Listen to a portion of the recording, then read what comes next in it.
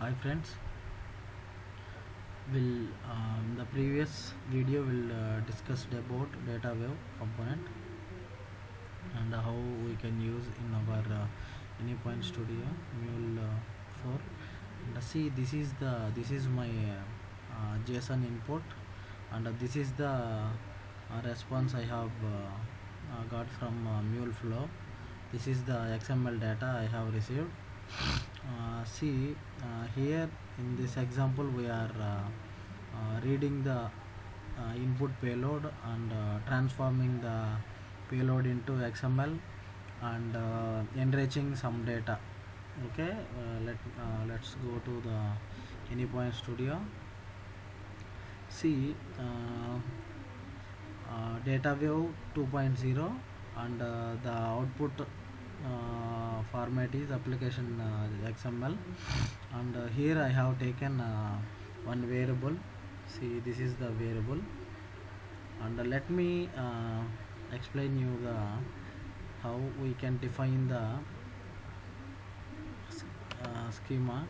See, here we can set the metadata input data. See, this is the, let me open this one. See, in the left side we have the input. See, here we can define the input payload, and here the output response, the actual response we can define. Mock data we can define. See, by simply defining, see, set metadata. See, here already I have created metadata. See, if you want to create a brand new one, see, create JSON metadata, and create a type, and select JSON, and from the drop down select example, and see, from here we have to select the file. See, let me open one file. I have this file. See, this is the file. This is the data I am using. This is in JSON format, so we can use this format. See, this is look like the input JSON. Here the values are different, the format is almost same, but the values are different.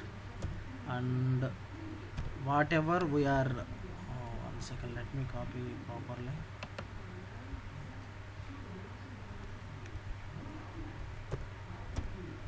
See, here we can see the format is same and the values are different, and the key names are I have changed. Here we have ID status, I have given p underscore product ID, like that I have given. This is the output XML data I have given as metadata. See, this is the product ID, product name, and these details. See, like the how like this way we can create add, and XML metadata,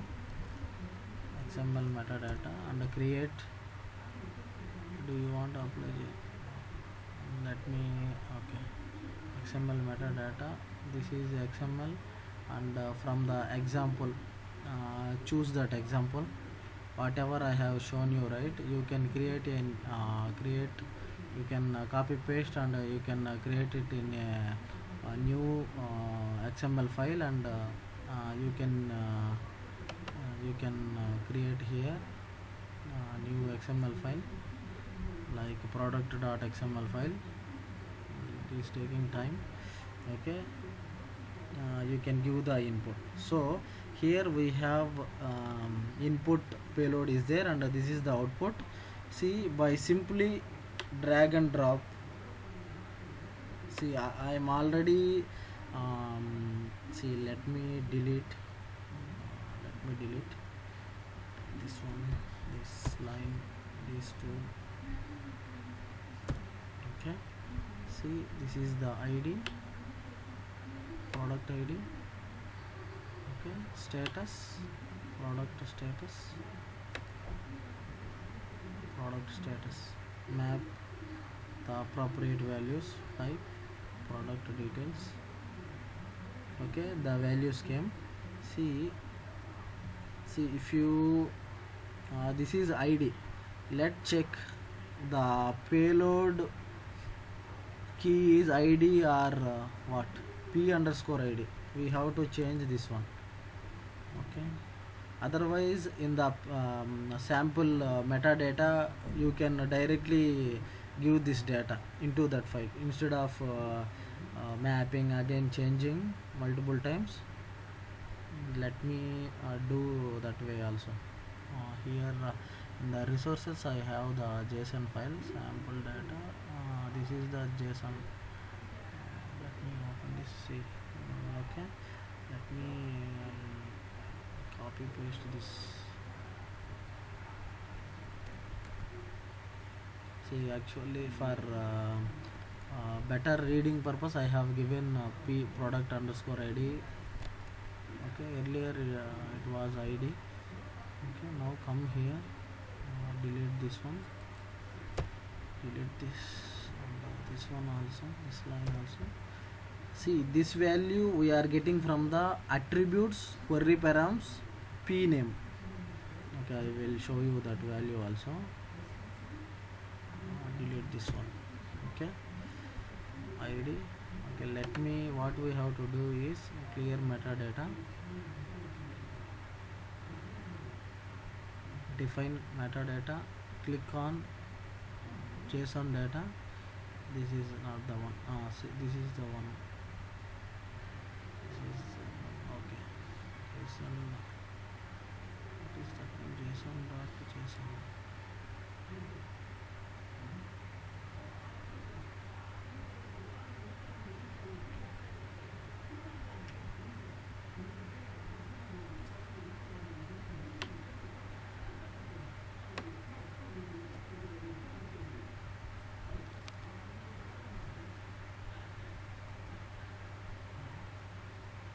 See, I have changed. Why it is showing this one?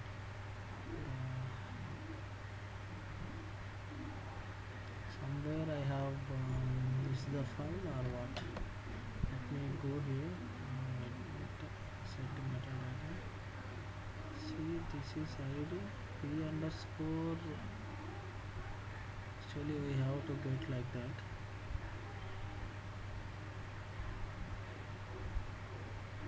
No problem, this is available examples. Okay, json.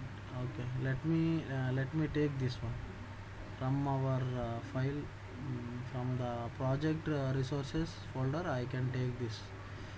Okay, instead of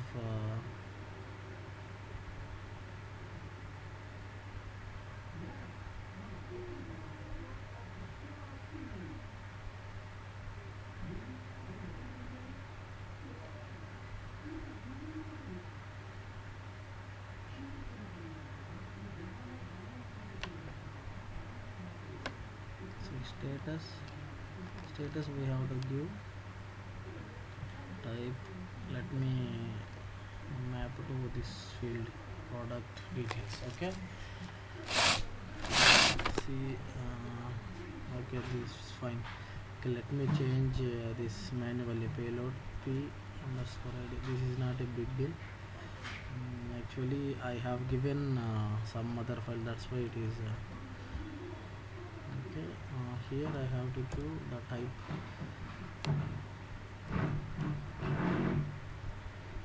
Okay, see,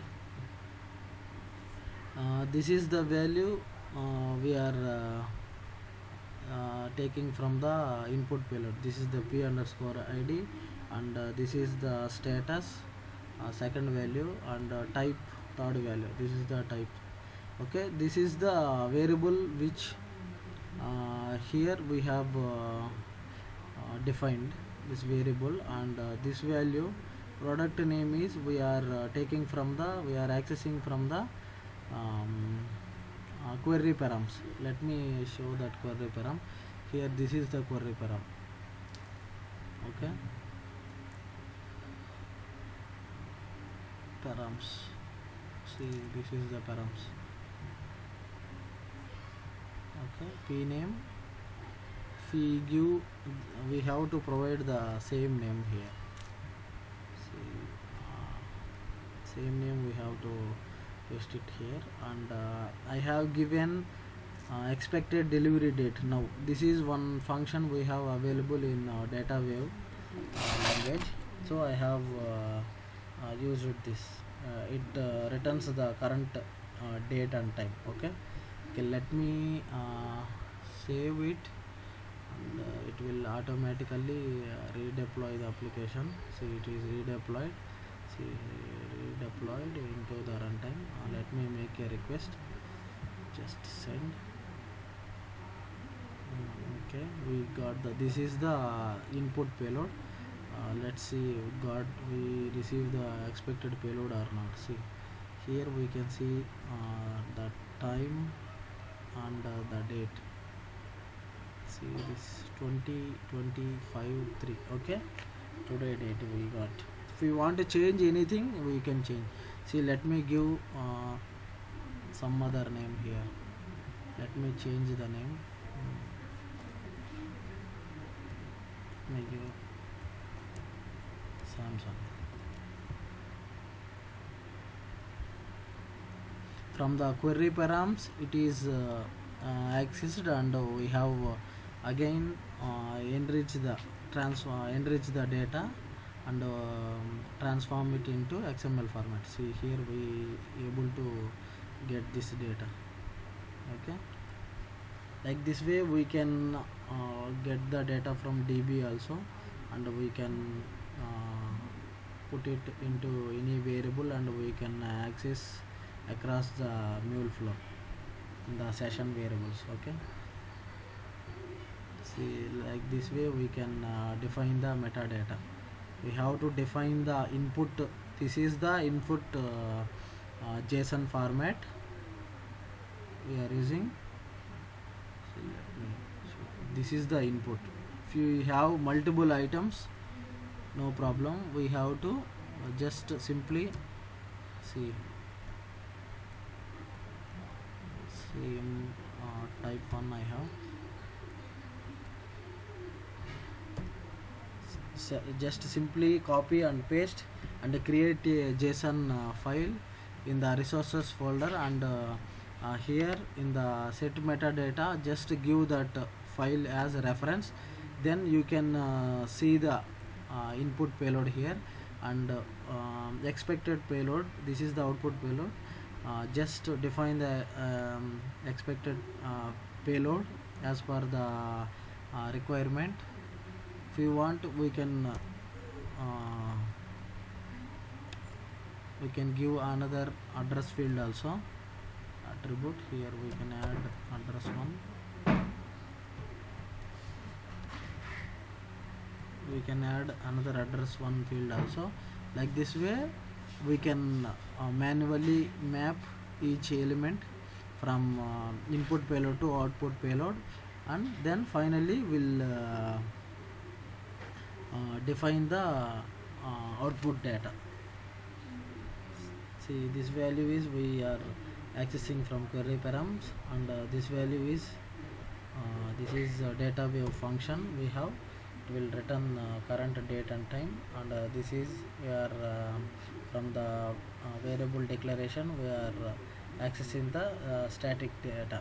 If you want to access any dynamic data, we can define. We can access from flow variables, from the attributes.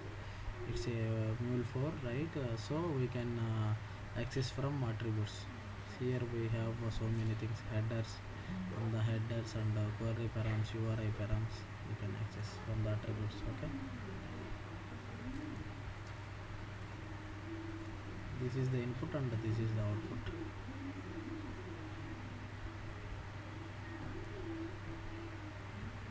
Thank you guys.